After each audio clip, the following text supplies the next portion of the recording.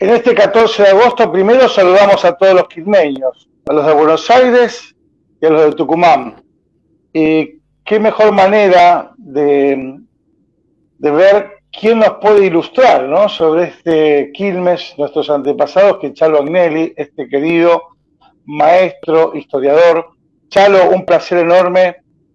Gracias. Bueno, gracias por recibirnos, por estar siempre dispuestos, ¿no?, que esto es lo bueno.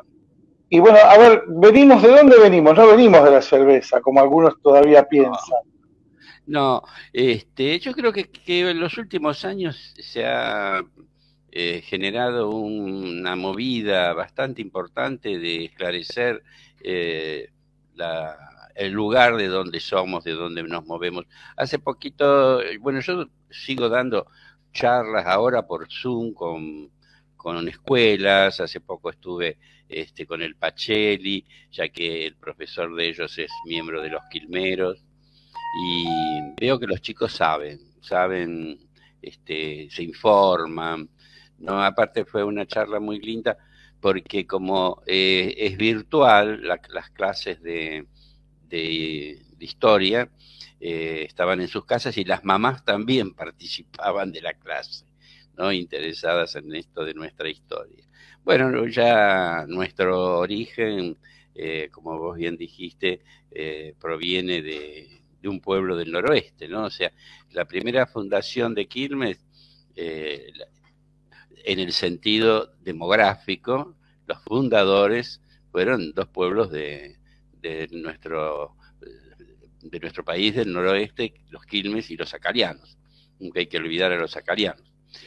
Eh, que después de unos largas, o casi un siglo de lucha contra el conquistador, en diciembre de 1665 fueron derrotados por el gobernador Alonso de Mercado y Villacorta.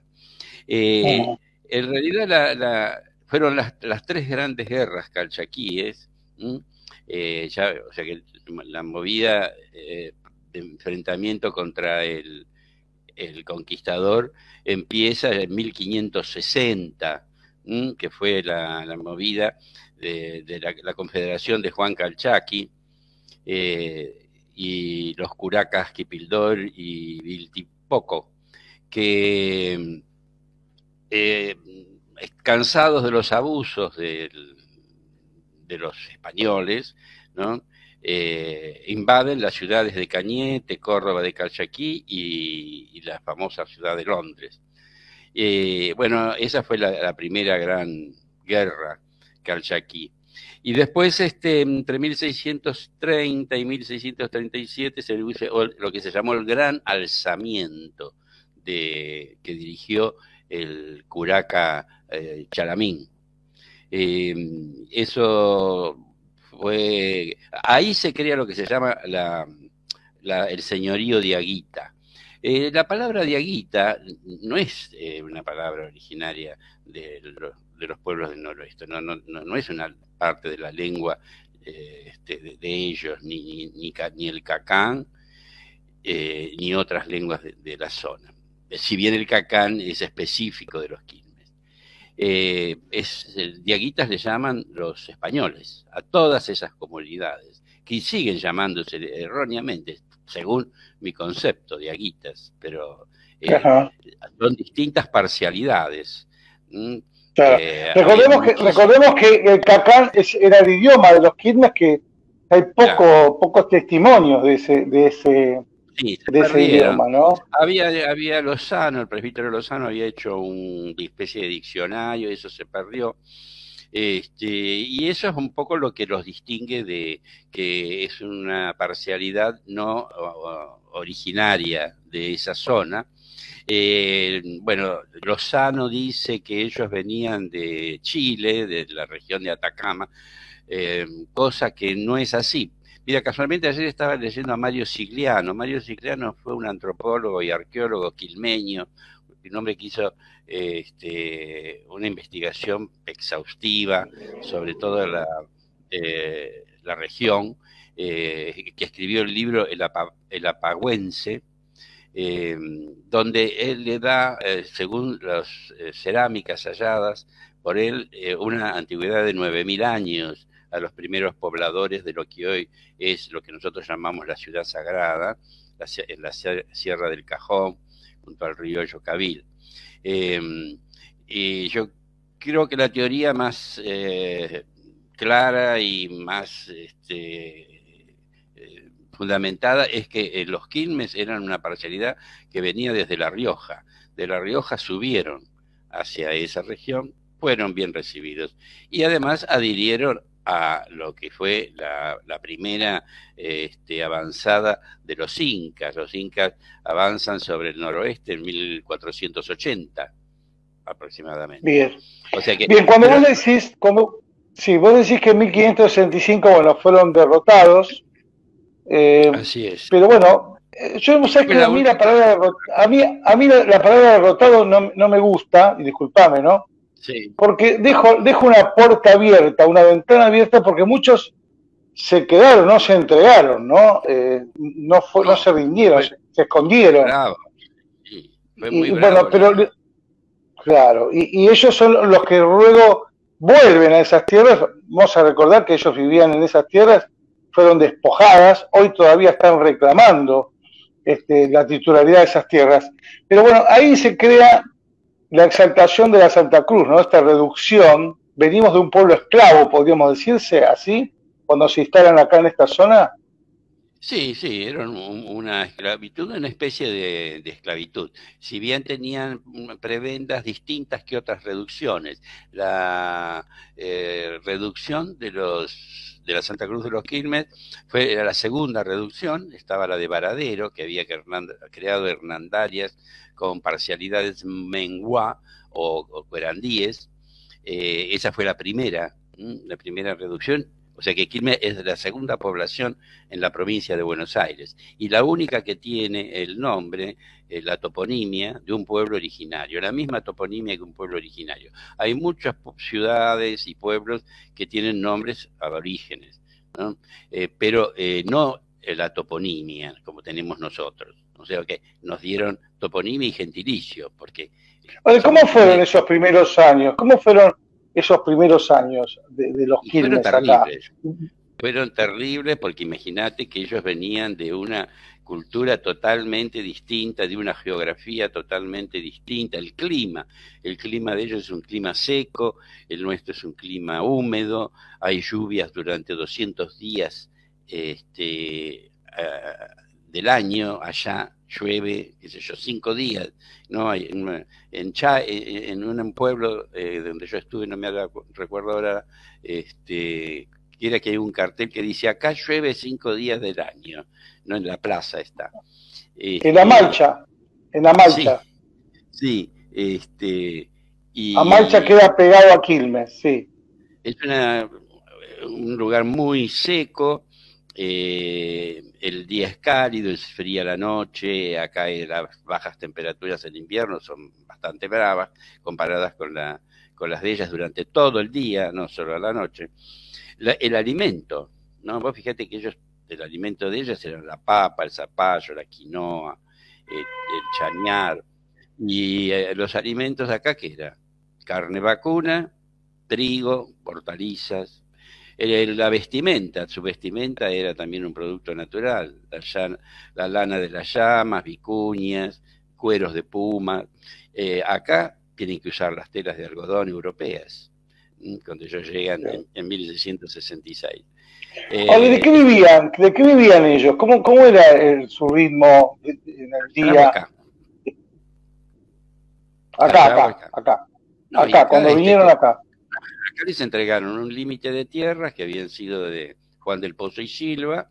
El límite estaba trazado geográficamente desde que Juan de Garay le entregó esa porción de tierra frente al Plata a Pedro de Quirós, y luego pasó a otros, a Jiménez de Fuente, y después Juan del Pozo y Silva fue el que las entrega a cambio de tierras al sur. O sea, tuvieron que adaptarse a la agricultura y a la ganadería, ¿no? Lo cual era muy difícil. Recordemos que no había alambrados, ¿no? Hay en el Archivo General de la Nación hay algunos documentos que muestran las peleas que tenían con los terratenientes de los alrededores porque dejaban su ganado, sobre todo los gaetes que tuvieron varios entredichos con los quilmes y denuncias que hicieron los quilmes porque ellos hacían pastar a su ganado precisamente en las plantaciones de los Quilmes. Ahora, Chalo, pasaron 150 años, en 1812 el triunvirato considera al pueblo libre, y ahí ocurrió otro hecho, que vuelven a despojarse las tierras, ¿no? Esto lo resaltabas vos hace poco en Radio Quilmes. Sí, ¿Cómo sí, fue eso? Esa fue la segunda, esa fue una intención con la excusa de que tenían que ser pueblos libres, que tenían que ser, aunarse al el nuevo sistema libertario que generó la gesta emancipadora. Entonces había que hacer desaparecer todo lo que eran instituciones coloniales. Pero no tuvieron en cuenta que estas tierras eran una encomienda real. Esto no era una encomienda como cualquiera de las otras encomiendas, como la de Varadero o las del noroeste. Esta era una encomienda real, que fue una preventa especial que le dieron a los Quilmes. El encomendero de los Quilmes era el rey, ¿no? El tributo lo debían pagar directamente al rey, no había un encomendero. Juan del Pozo y Silva no fue encomendero de los Quilmes. O sea que ese fue el segundo expolio. Primero les quitaron las tierras de allá, como vos decís, ¿no? Que todavía están discutiendo y peleando por la recuperación de esas tierras. Y después les quitaron las de acá. Si bien a los que habitaban tenían su propiedad y residían en la zona, los respetaron, ¿no? Hay un documento de don Luis Otamendi que señala, y está publicado en mi blog, en qué lugar permanecieron ellos, qué porciones o manzanas o chacras conservaron, algunos de ellos. Pero toda la propiedad, todo lo que había sido la reducción, el territorio de la reducción, le pertenecía a ellos, ¿no? Y sin embargo, Santiago Rivas, que es el cura encomendero en ese momento, ya en 1806 empieza a hacer un tratado con Liniers para hacer que estas tierras subdividir y venderse. O trabajarlas también los blancos, porque no solamente, y los españoles, no fueran solo propiedad de los Quilmes o de sus descendientes. Chalo, me quedaría escuchándote todo el día, pero bueno, lamentablemente no podemos. Pero quiero resaltar que, bueno, vos, en tu blog, El Quilmero, ahí tenemos muchísimas historias. Y con respecto a los libros, ¿qué es lo que recomendás vos si alguien quiere profundizar en la historia de Quilmes? Mira, los libros últimos nosotros que hemos hecho los Quilmeros, la agrupación nuestra, que son los tres últimos que sacamos, en todos hay alguna nota sobre los Quilmes. En el último, Mónica Cereda, en el último somos 14 autores, todos siempre escribimos sobre Quilmes.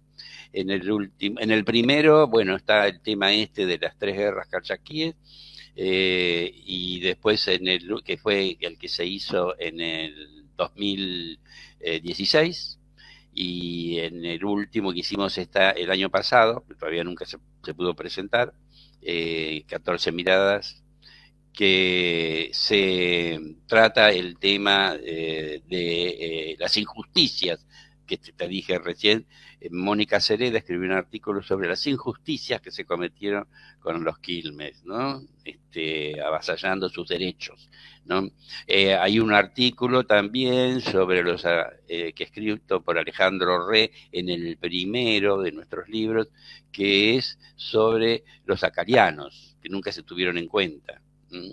Y después yo he publicado también sobre Isabel Payamay, ¿no? La figura de esa Casica y de otras mujeres que se han levantado, han reclamado sus derechos que les correspondían por su prerrogativa de ser una encomienda real.